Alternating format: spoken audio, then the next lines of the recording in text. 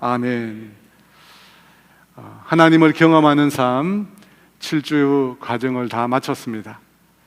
저는 이 과정을 3년 동안 기도하면서 그렇게 준비를 했습니다. 비전 수련회까지 저희가 다 마치고 나니까 좀 제 마음에 아쉬운 마음이 들더라고요. 그래서 오늘은 하나님을 경험하는 삶의 에필로그의 말씀을 준비를 했습니다. 하나님을 경험하는 삶은 한 개인에게만 사실 국한된 것은 아닙니다. 여러분, 이 원리가 우리의 가정에도 동일하게 적용될 수 있습니다.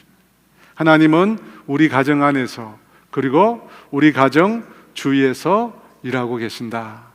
하나님은 우리 가족과 실제적이고 개인적이며 지속적인 사랑의 관계를 추구하신다. 이렇게 우리 가정에서도 이 원리들이 그대로 적용될 수 있습니다. 그리고 또 이 원리들을 우리 교회에도 동일하게 적용할 수 있습니다. 하나님은 항상 우리 교회 안에서, 그리고 우리 교회 주위에서 일하고 계신다. 하나님은 교회와 친밀한 사랑의 관계를 추구하신다. 하나님은 교회가 당신의 일에 참여하도록 초청하신다. 하나님은 성령님에 의해 성경, 기도, 환경과 교회를 통해서 말씀하신다. 하나님의 부르심은 항상 교회를 믿음의 갈등으로 몰아넣는다. 교회는 하나님의 뜻에 맞게 조정해야 한다. 교회가 하나님께 순종함으로 경험으로 하나님을 알게 된다. 이와 같이 하나님을 경험하는 삶의 원리는 우리 개인뿐만 아니라 가정, 그리고 교회에도 동일하게 적용할 수 있습니다.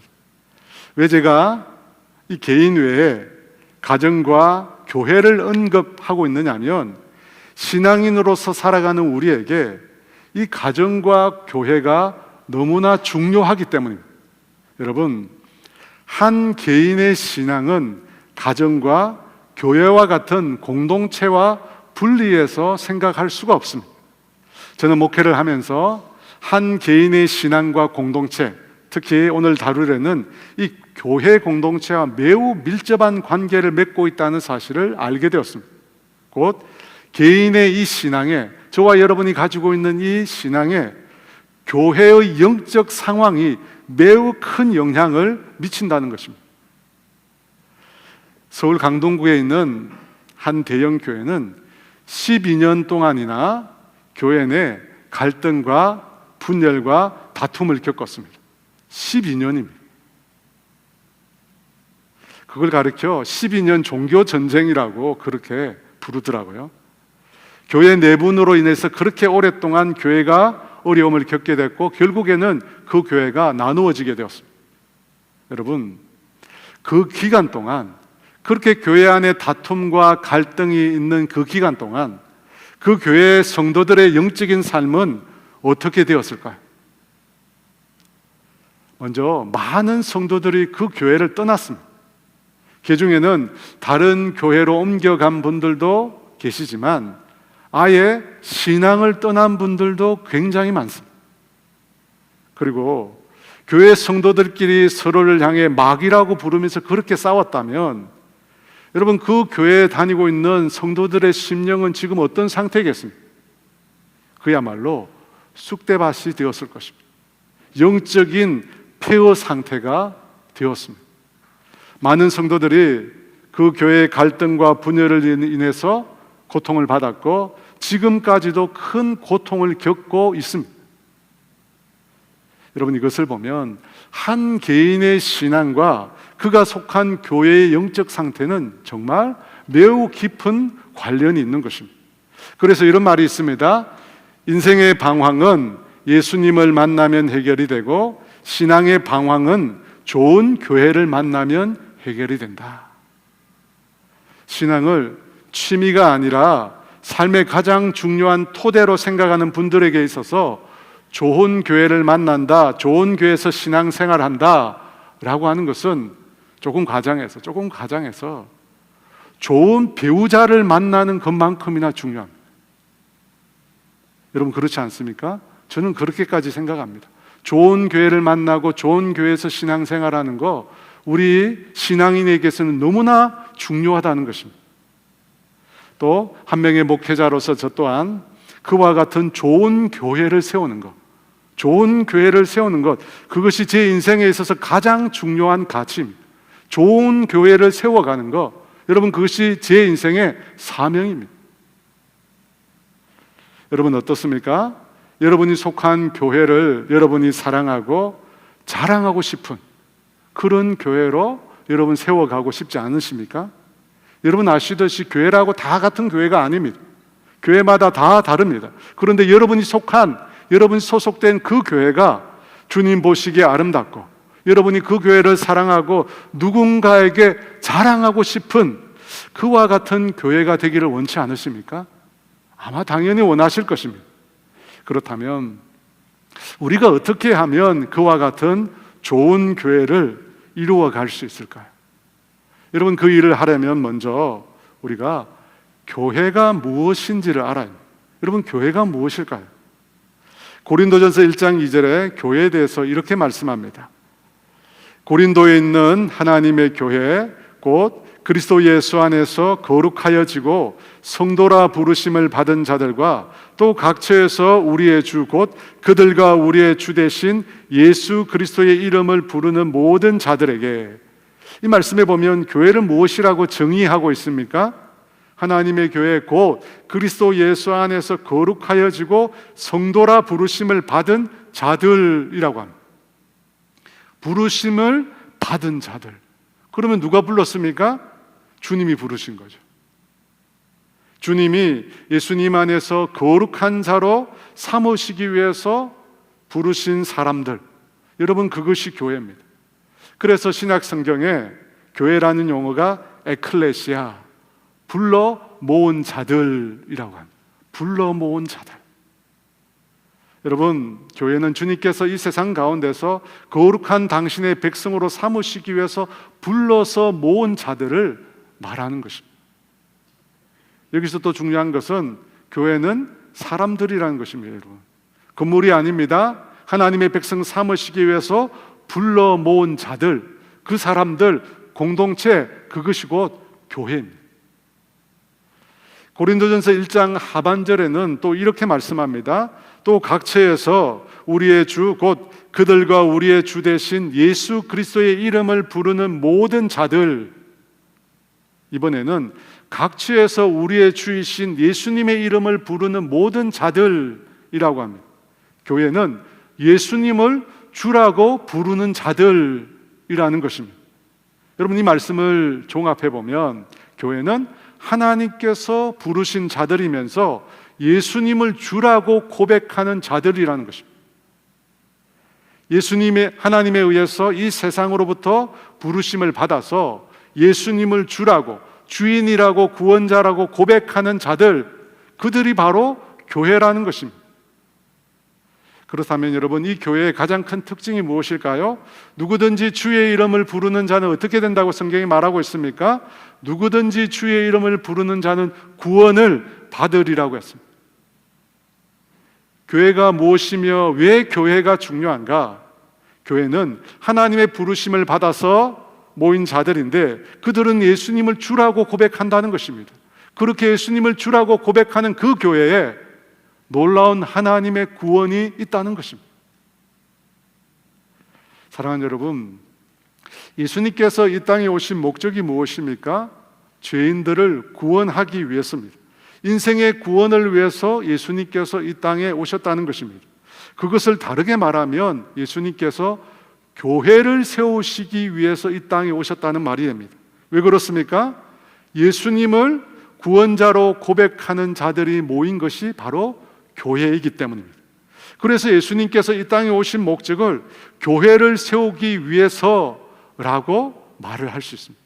마태복음 16장 18절에 이렇게 또 말씀합니다. 또 내가 내게 이르노니 너는 베드로라, 내가 이 반석 위에 내 교회를 세우리니 음부의 권세가 이기지 못하리라. 예수님께서 내가 이 반석 위에 교회를, 내 교회를 세우신다고 합니다. 여러분 예수님께서 이 땅에 오신 목적이 바로 내 교회를 세우기 위해서입니다. 예수 믿는 사람들을 불러서 주님의 공동체를 만드시기 위해서 오신 것입니다. 여러분, 우리가 지금까지 배워왔던 신앙은 구원을 얻는다, 예수를 믿고 구원을 얻는다라고 하는 것은 한 개인의 문제잖아요. 내가 예수님을 믿으면 구원을 얻습니다. 내가 예수님을 구주로 믿으면 구원을 얻습니다.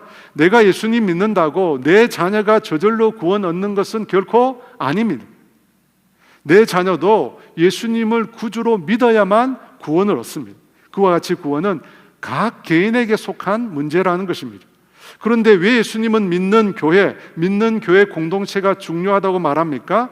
여러분, 그 이유는 바로 음부의 권세 때문입니다. 내 교회를 세우리니 음부의 권세가 이기지 못한다고 말씀하셨습니다. 음부의 권세는 죽은 자들의 권세 혹은 죽음의 권세를 말합니다. 여러분, 죽음의 권세라는 것이 얼마나 무섭습니까? 여러분, 죽음이라는 것이 얼마나 두렵고 무서운 것입니까? 죽음은 하나님의 긍휼과 은총을 더 이상 경험할 수 없는 상태가 되는 것입니다. 그 죽음으로부터, 그 죽음의 권세로부터 벗어날 수 있는 인생은 아무도 없습니다. 그런데 그 권세가 죄로부터, 여러분, 죄로부터 죽음이 온 것입니다. 죄로부터 죽음의 권세가 임한 것입니다. 그런데 사탄이 우리 인생 가운데 힘을 발휘할 때도, 사탄이 우리 인생 가운데 역사했을 때도 바로 우리가 죄를 지었을 때입니다. 여러분, 우리가 죄를 지으면 어떻게 됩니까? 하나님께로부터 멀어집니다. 하나님과의 교제가 단절됩니다. 하나님의 사랑과 은총을 더 이상 경험할 수 없게 됩니다. 그때 사탄이 우리 인생 가운데 힘을 발휘하는 것입니다. 왜 주님께서 당신의 교회를 이 땅에 세우셨는가? 바로 이 사탄의 공격으로부터 우리를 지키시기 위해서입니다. 마태복음 16장 18절에 이 반석 위에 내 교회를 세우리니 음부의 권세가 이기지 못하리라. 여러분, 사탄이 어떻게 우리 인생들을 공격합니까? 성경은 사탄을 가리켜 우는 사자에 비유했습니다. 우는 사자처럼 삼킬 자를 찾는다고 이야기하고 있습니다. 왜 이와 같은 비유를 사용했을까요? 사자와 같은 맹수들이 먹잇감을 공격할 때 여러분 어떻게 공격합니까?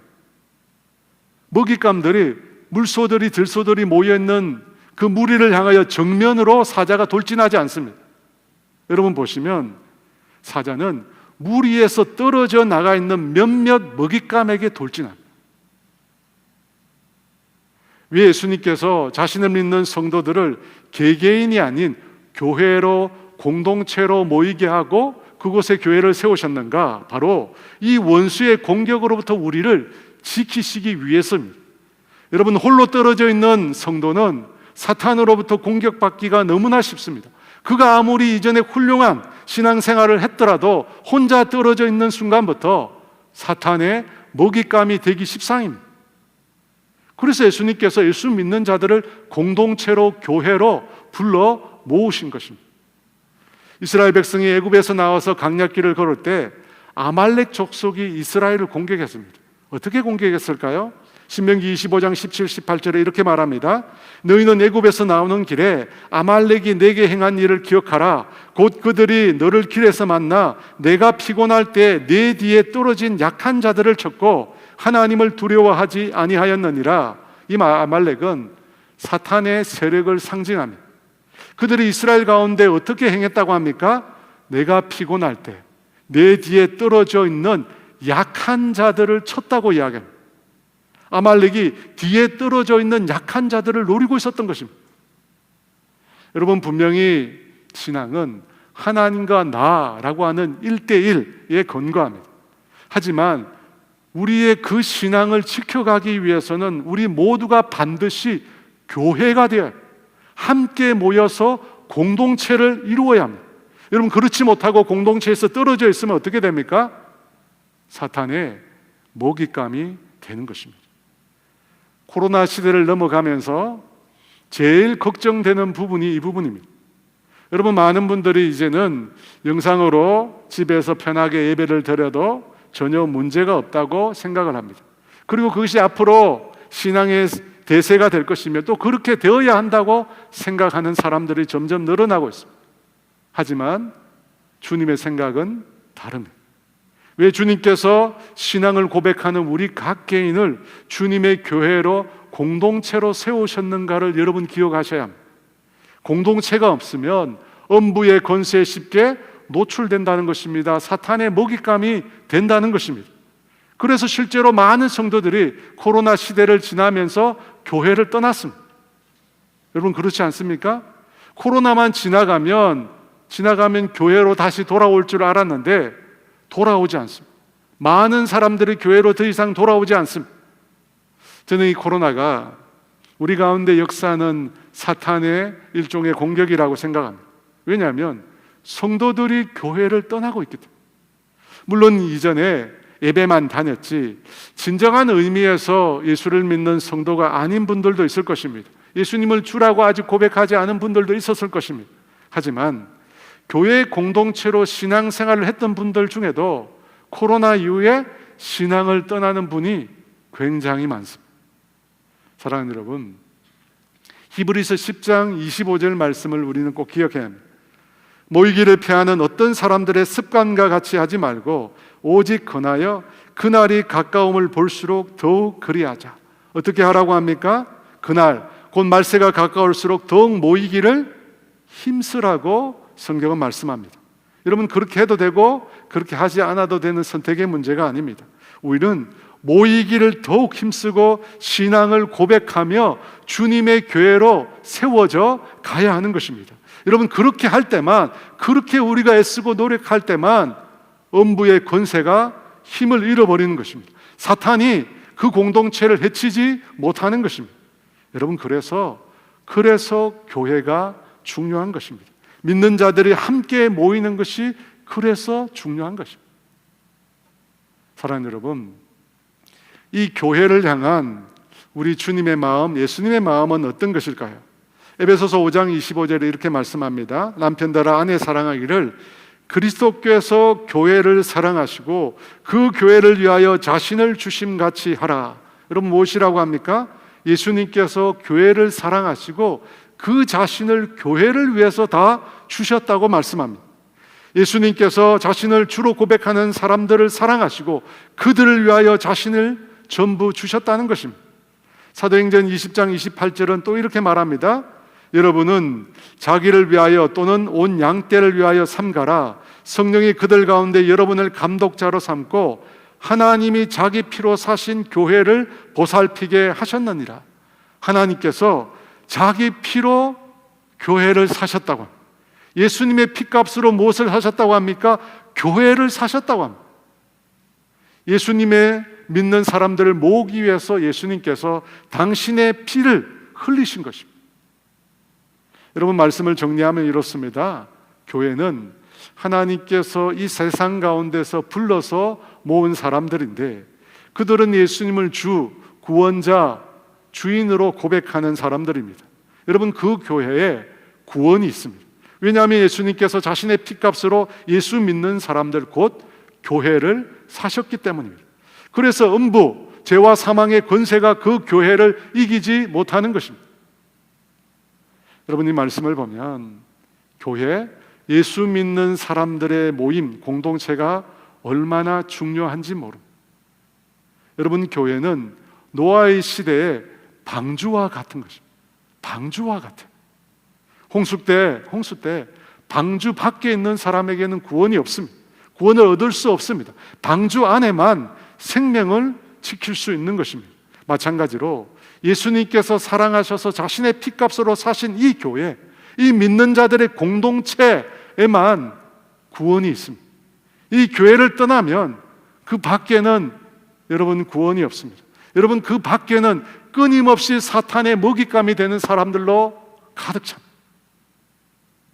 그렇다면 여러분 어떻게 하면 저와 여러분이 속한 이 교회를 교회답게 좋은 교회로 우리가 세워갈 수 있을까요?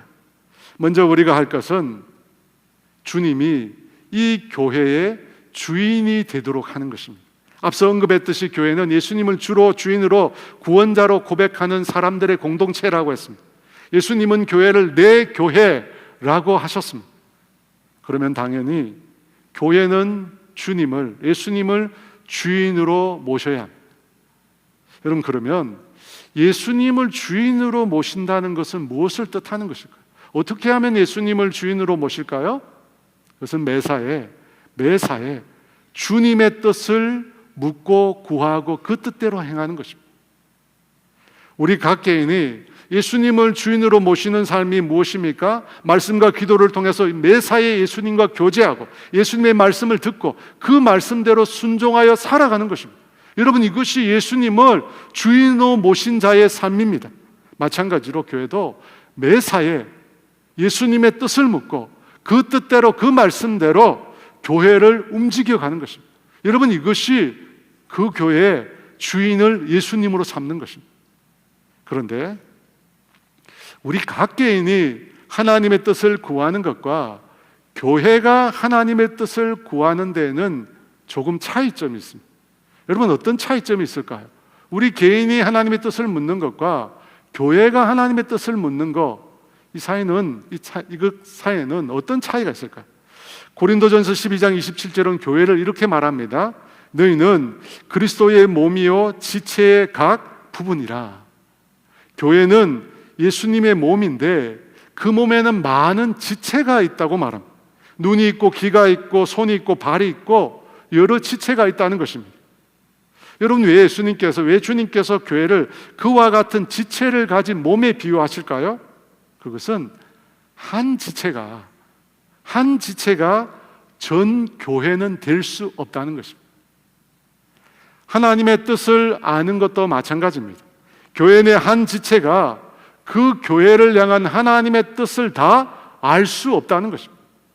만약에 한 지체가 그 교회를 향한 하나님의 뜻을 다 안다면 주님께서 교회를 각 지체를 지닌 몸으로 말씀하시지 않았을 것입니다.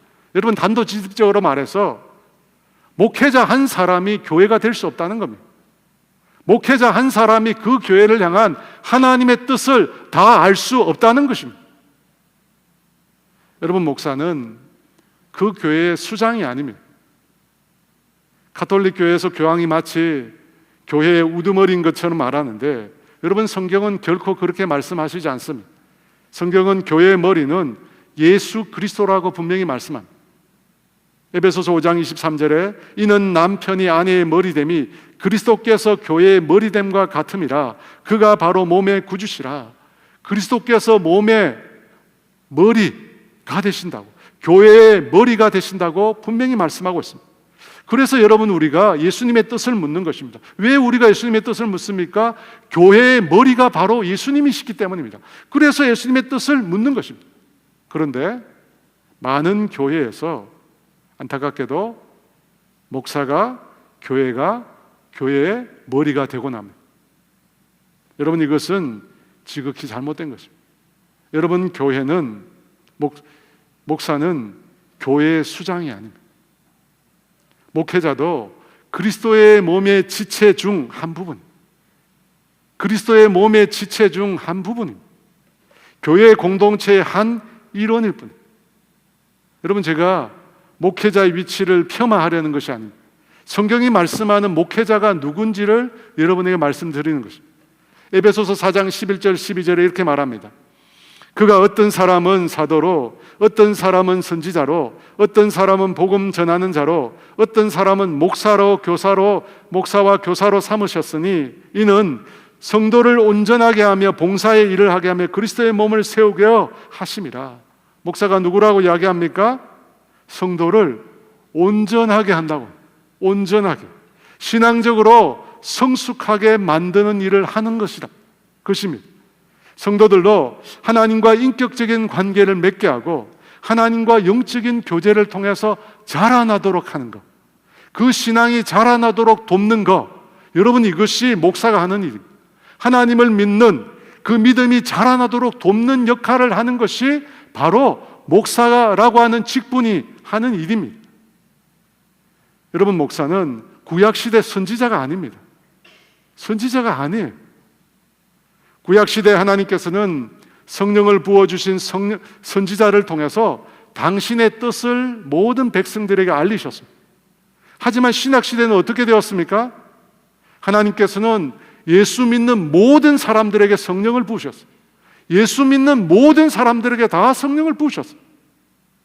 처음부터 예수 믿을 때부터 성령님으로 인해서 거듭나게 하셨습니다. 그리고 아예 성령님께서 믿는 자들 가운데 내주하게 하셨습니다. 그래서 신약시대의 사람들은 성령님을 통해서 하나님을 압니다. 성령님을 통해서 하나님을 알고 하나님의 뜻을 알게 되는 것입니다. 그래서 여러분, 목사만 하나님을 알고 그 뜻을 분별하는 것이 결코 아닙니다.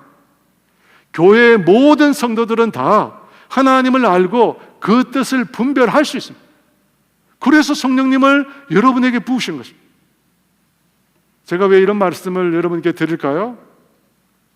한국 교회가 아직도 많은 교회가 지나치게 목회자에게만 의존하기 때문에 목회자에게만 의존하고 있어요. 그래서 목회자의 역할이 굉장히 비대합니다.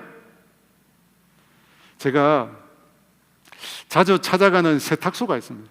제 옷을 맡기러 늘 가는 세탁소가 있는데 집사님 내외가 운영을 하는 곳인데 이 두 분이 아주 신앙이 좋으세요. 아주 젊었을 때부터 어린 시절부터 신앙생활을 하셔서 신앙의 인격이나 행동 면에서 정말 나무랄 데가 없는 분이세요. 그런데 어느 날 이분들이 자기 교회 담임 목사님이 은퇴하면 자기들도 교회를 옮기겠다는 거예요. 자기 교회 담임 목사님이 은퇴하면 자기도 교회를 옮기겠대요. 왜냐하면 지금 담임 목사님은 자기들도 잘 안답니다.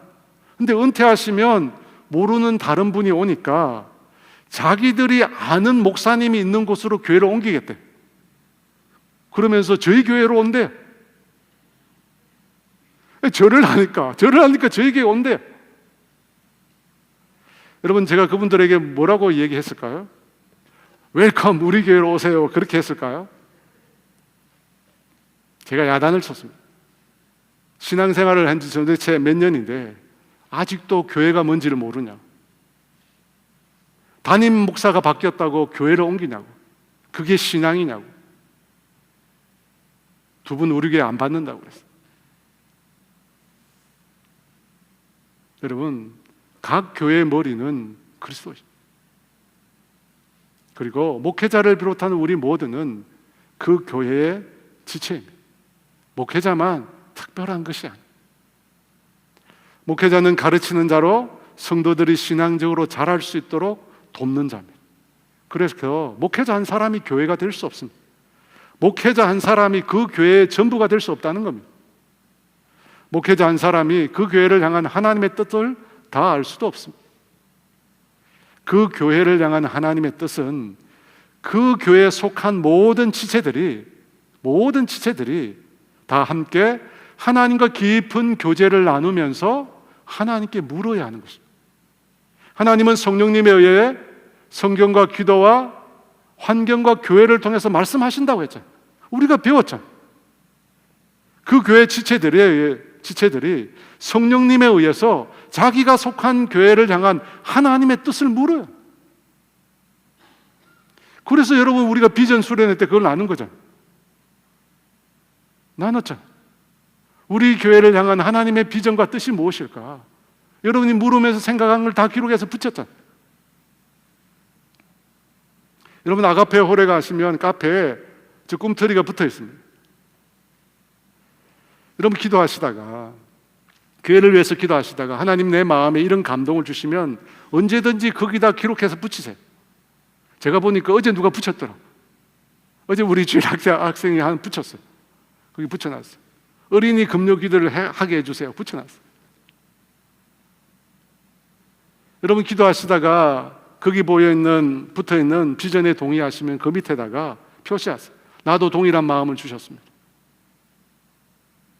나도 이 비전이 주님이 우리 교회를 향한 뜻이라고 믿습니다. 라고 거기다 쓰세요.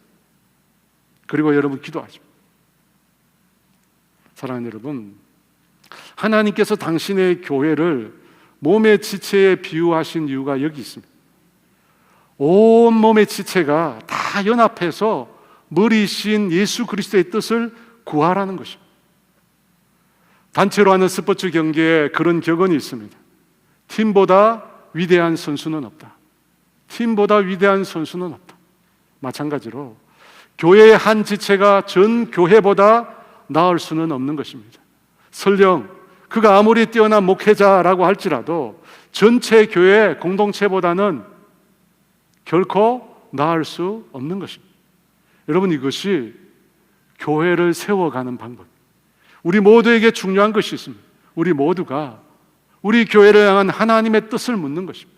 하나님의 뜻을 다 함께 묻고, 성령 안에서 다 함께 하나님의 뜻을 묻고, 하나님께서 우리에게 주어진 분명한 뜻이라고 확신되면 모든 성도들이 다 함께 그 뜻에 순종해 가는 것입니다.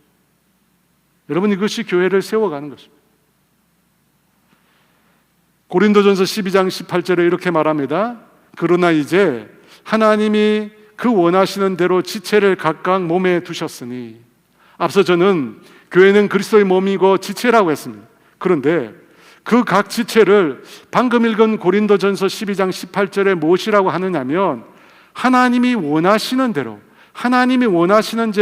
지체를 각각 몸에 두셨다고 합니다. 이건 무슨 말입니까? 하나님이 원하시는 대로 각 지체를 그 몸에 두셨다. 무슨 말이죠?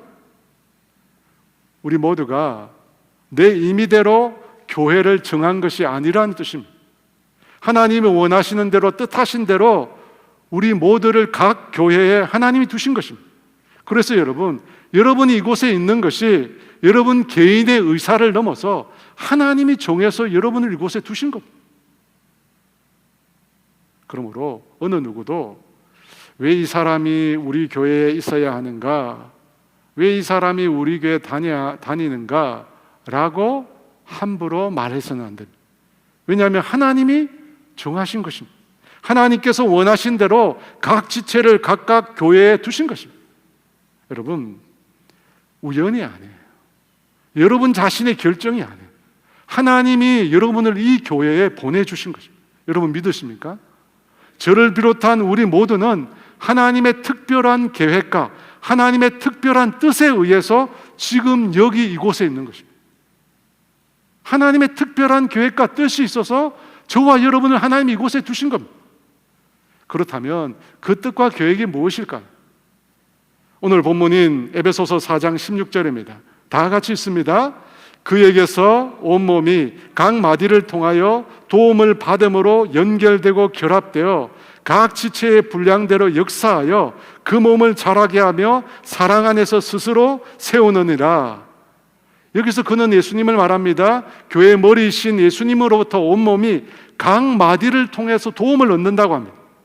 교회 생활을 통해서 예수님께서 베푸시는 은혜를 온몸이 받는다는 것입니다.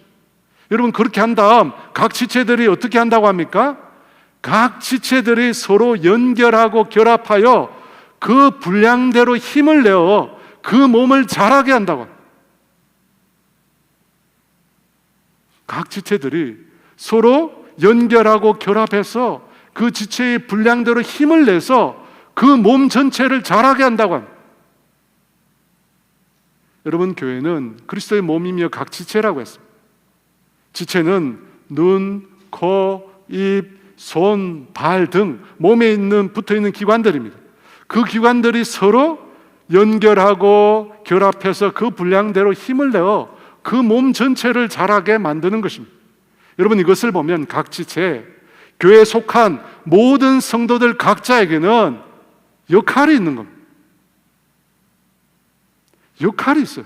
누군가는 손의 역할, 누군가는 발의 역할, 누군가는 눈의 역할, 누군가는 귀의 역할, 모두 역할들이 다 있습니다. 각 지체가 그 역할들을 잘 감당할 때 어떻게 됩니까? 비로소 그 몸이 자라게 되는 것입니다. 아직도 많은 성도들이 목사만 사명자라고 착각하고 있습니다. 목사만 사명자, 목사만 주의 일을 해야 되는 사람이라고 착각합니다. 다니엘 기도회 금요일 강사로 오신 변기숙 원장님이 계셨습니다. 여러분 다 보셨겠지만 그분은 장애인이십니다. 그분 말씀대로 학교 근처도 가본 적이 없으신 분이십니다. 그런데 그분이 지금 무엇을 하고 계십니까? 장애인들을 돌보고 있습니다. 장애인들을 돌보면서 그들에게 복음을 전하고 있습니다. 참 아이러니한 것은 그분 남편은 목사님이신데 그 목사님은 그 사역을 함께 돕고 있습니다. 장애인인 원장님이 앞장서서 사역하고 계시고 남편인 목사님은 함께 그 일을 돕고 있습니다. 여러분, 전통적인 교회라면 어떻게 됩니까? 목사님이 사역하시고 부인이 도와야 되잖아요. 그런데 그게 아니에요. 장애인 부인 원장님이 사역을 하시고 목사님인 남편이 그 일을 돕습니다. 여러분, 저는 이게 진짜 교회의 모습이라고 생각합니다. 목회자는 돕는 자입니다. 목회자는 돕는 자예요. 목회자는 돕는 자입니다. 사역의 주체는 바로 여러분입니다. 여러분, 이것이 성경에서 말씀하는 교회가 세워지는 방법. 에베소서 4장 16절, 각 지체의 분량대로 역사하여 그 몸을 자라게 합니다. 몸을 자라게 하는 것은 각 지체들이 하는 것입니다. 강남에 큰 교회를 목회하신 한 목사님이 그런 얘기를 하셨어요. 현대 시대의 교인들은 그 삶이 정말 바쁘고 힘드니까 교회에서라도 편안히 지낼 수 있도록 하라는 것입니다. 그래서 그 교회에서는 성도들에게 아무것도 시키지 말라고 합니다. 한 주간 힘드니까 교회에 와서는 편안히 말씀 듣고 교회에서 제공하는 좋은 신앙의 서비스를 제공받고 대신에 헌금을 많이 내라는 거예요. 여러분, 이것이 과연 주님이 원하시는 교회의 모습일까요? 정말 이것이 주님이 원하시는 예수님을 따라가는 제자의 모습일까요? 편안하게 말씀 듣고 신앙 서비스 제공받고 헌금 내고, 여러분, 이런 사람들이 모인 교회가 과연 좋은 교회 될까요? 그 교회가 과연 또 다른 생명을 낳는 그런 교회가 될 수 있을까요? 생명을 낳기 위해서는 산고가 따르는데 그 교회에 과연 산고가 있을 수 있을까요? 여러분, 우리 모두는 주님의 몸된 교회의 각 지체입니다. 우리 모두는 지체로서의 역할이 있습니다. 역할이 없는 지체는 아무도 없습니다. 여러분, 하나님 나라에 역할이 없는 사람 아무도 없습니다. 모두 다 역할이 있습니다. 모두 자신에게 맞는 역할이 있습니다. 전도의 역할이 있는 분이 있고, 선교를 해야 될 역할이 있고, 새 가족을 돌봐야 될 역할이 있고, 다음 세대의 주일학교를 돌봐야 할 역할이 있고, 중보기도를 할 역할이 있고, 누구는 찬양을, 누구는 안내를, 누구는 재정을 맡아야 될 역할이 있습니다. 각 교회의 모든 지체들은 역할이 있다는 겁니다. 여러분, 그것을 간과하지 마십시오. 좋은 교회, 은혜와 사랑이 넘치는 교회, 생명력이 있는 교회, 성령 충만한 교회, 저와 여러분이 바라는 교회잖아요. 하지만 그 교회는 그냥 세워지지 않습니다. 가만히 있는데 그냥 세워지지 않습니다. 한두 사람의 노력으로 세워지지 않습니다. 우리 모두가 애쓰고 노력해. 우리 모두는 주님의 몸된 교회의 지체입니다. 여러분, 지체가 뭡니까? 자동차 바퀴가 없으면 그 차가 제대로 달릴 수 없습니다. 아무리 6기통, 8기통 엔진을 달아도 바퀴가 없으면 그 차는 달리지 못하는 것입니다. 여러분, 주님께서 각 사람을 그 몸에 두셨다고 했잖아요. 여러분, 그냥 이곳에 온 것이 아닙니다. 그냥 여러분이 이 교회에 온 것이 아닙니다. 주님은 이 교회에 보내신 여러분 각자에게 분명한 이유와 목적을 두고 계십니다. 분명한 이유와 목적이 있어요. 각 사람의 역할이 있습니다. 여러분, 그것을 감당하셔야 합니다. 여러분이 속한 교회가 좋은 교회, 행복한 교회 되기를 원하실 것입니다. 왜냐하면 여러분의 신앙은 내가 속한 교회의 영향을 지대하게 받기 때문에, 여러분의 신앙은 여러분이 소속된 이 교회의 영향을 받게 되어 있습니다. 여러분 속한 교회가 매일 싸우고 다투고 갈등한다고 생각해 보십시오. 여러분의 신앙이 온전히 살아남겠습니까? 불가능합니다. 여러분, 저와 여러분이 이 교회가 주님이 기뻐하시는 교회, 주님이 원하시는 교회로 세워갈 수 있도록 노력해야 합니다. 다 함께 노력해. 모든 지체가 자기 역할을 맡아서 다 함께 노력해. 나만은 괜찮겠지. 여러분, 절대 그렇지 않습니다. 나만은 괜찮게 절대 그렇지 않습니다. 여러분, 자동차에서 너트 하나가 빠져도 그 자동차 사고 날 수 있습니다. 우리 모두에게 주어진 역할이 있습니다. 헌금 내고 좋은 신앙 서비스 받으려고 여러분 이곳에 있는 거 아니지 않습니까? 저는 그런 걸 해드릴 수도 없습니다. 오직 주님이 원하시는 뜻을 구하며 그 뜻에 순종하는 예수님이 주인된 교회를 우리 모두가 세워나가기를 원합니다. 미국의 44번째 대통령인 존 F 케네디는 대통령 취임 연설에서 이런 명언을 남겼습니다. 국가가 여러분에게 무엇을 해줄 것인가 묻지 말고 여러분이 국가를 위해서 무엇을 할 수 있는가를 물어보십시오. 저도 이 말을 인용해서 여러분에게 말씀드리고 싶습니다. 교회가 나를 위해서 무엇을 해줄 것인가 묻지 말고 내가 주님의 몸 된 교회를 위해서 무엇을 할 것인가를 물어보십시오. 여러분이 원하시는 좋은 교회는 여러분의 희생, 눈물과 땀과 기도로만 세워질 수 있습니다. 단 한 분도 빠짐없이 눈물과 땀과 기도와 예씀을 통해서 교회는 세워지는 것입니다. 여러분, 그것 없이 교회는 세워지지 않습니다. 지금 우리 교회의 머리신 주님은 저와 여러분에게 그것을 요구하십니다. 주님의 교회의 지체로서 여러분 그 역할을 감당하시기를 주의 이름으로 축원합니다. 우리 함께 찬양하며 나가도록 하겠습니다.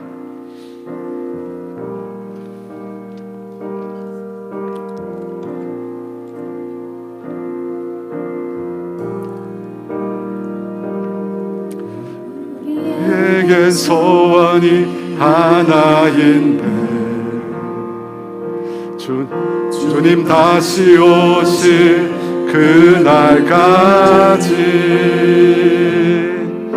우리 가슴에 새긴 주의 십자가 사랑, 주의 교회를 사랑케 하네. 주의 교회를 향한 우리 마음, 희생과 포기와 가난과 고난,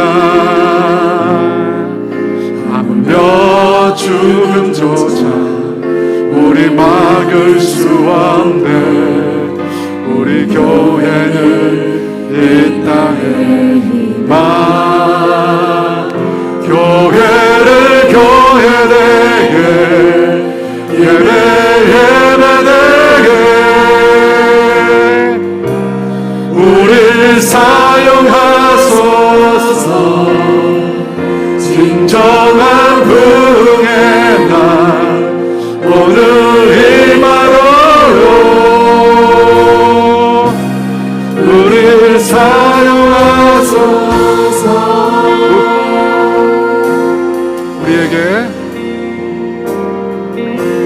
우리에게 소원이 하나인데 주님 다시 오실 그날까지 우리 가슴에 새긴 주의 십자가 사랑, 주의 교회를 사랑케 하네. 주의 교회를 향한 우리 마음, 희생과 포기와 가난과 고난, 하물며 죽음조차 우리 막을 수 없네. 우리 교회는 이 땅의 희망, 교회를 교회되게 예배되게 우릴 사용하소서. 진정한 부흥의 날 오늘 임하도록 우릴 사용하소서. 교회를 교회되게 예배되게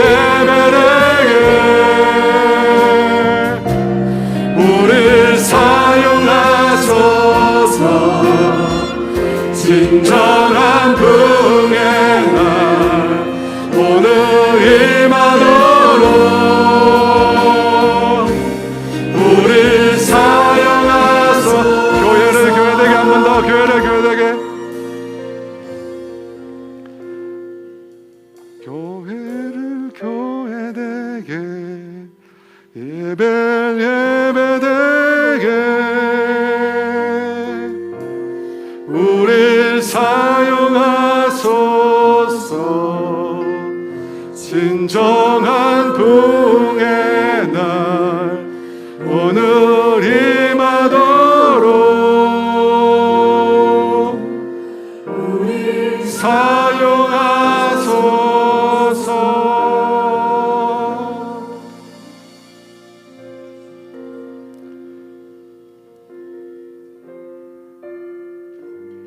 여러분, 변기숙 원장님 간증을 들으시면서 어떤 마음을 가지신지 모르겠습니다. 저는 부끄러웠습니다.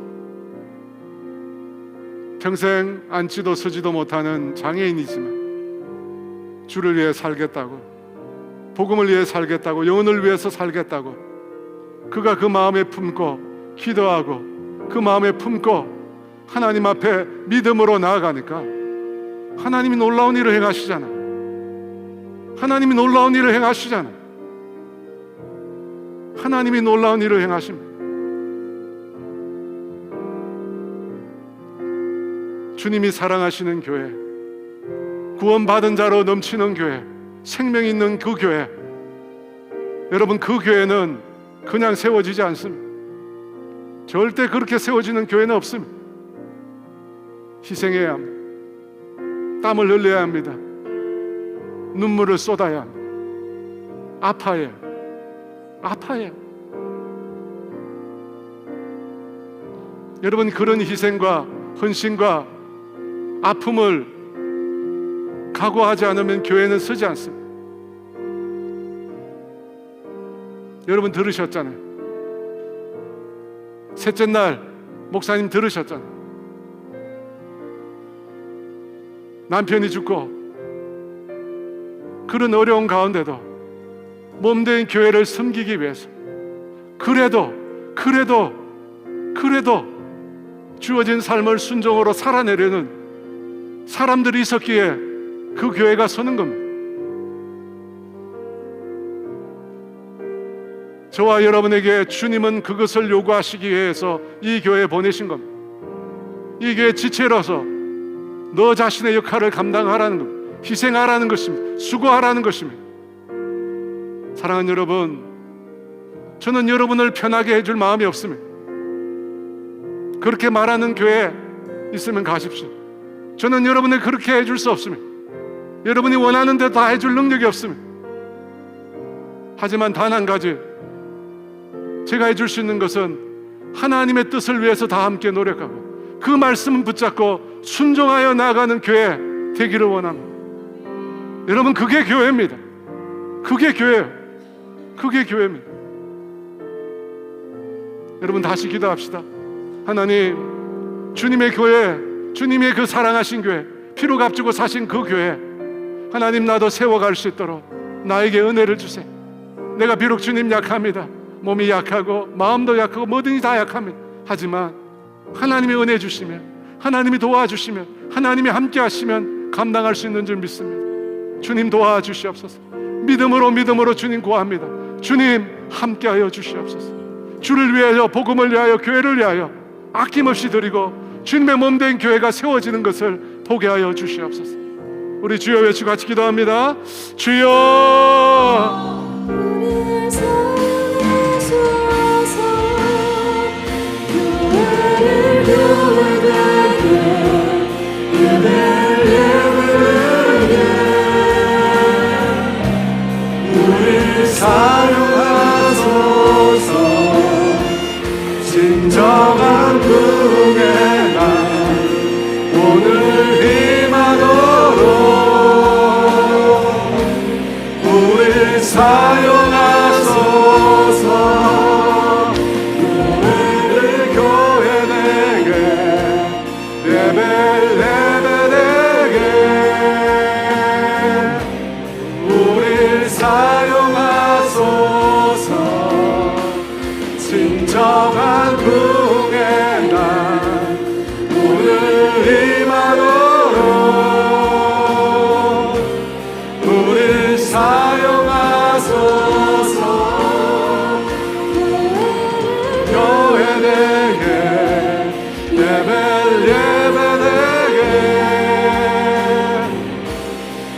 우리를 사용하소서. 진정한 부흥의 날 오늘 임하도록 우리를 사용하소서.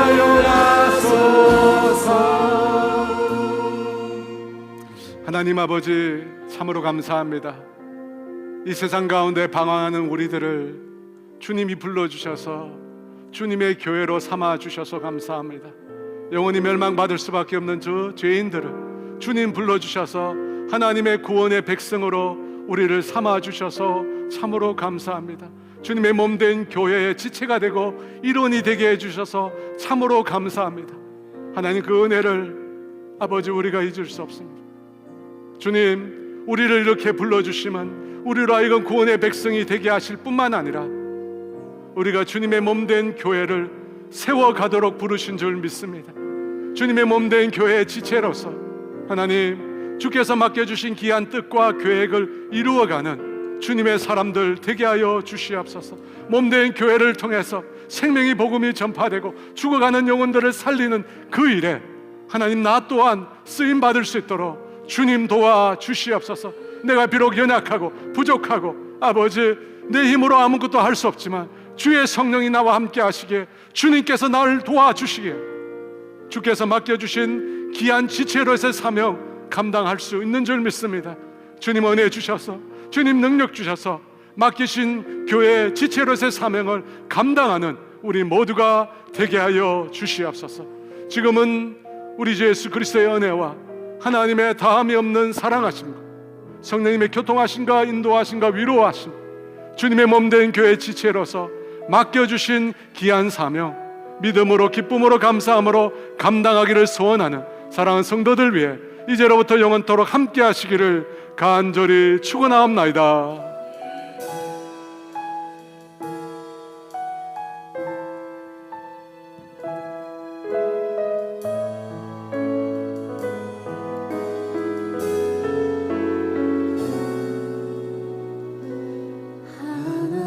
하나님은 너를 지키시는 자, 너의 우편에 그늘 되시니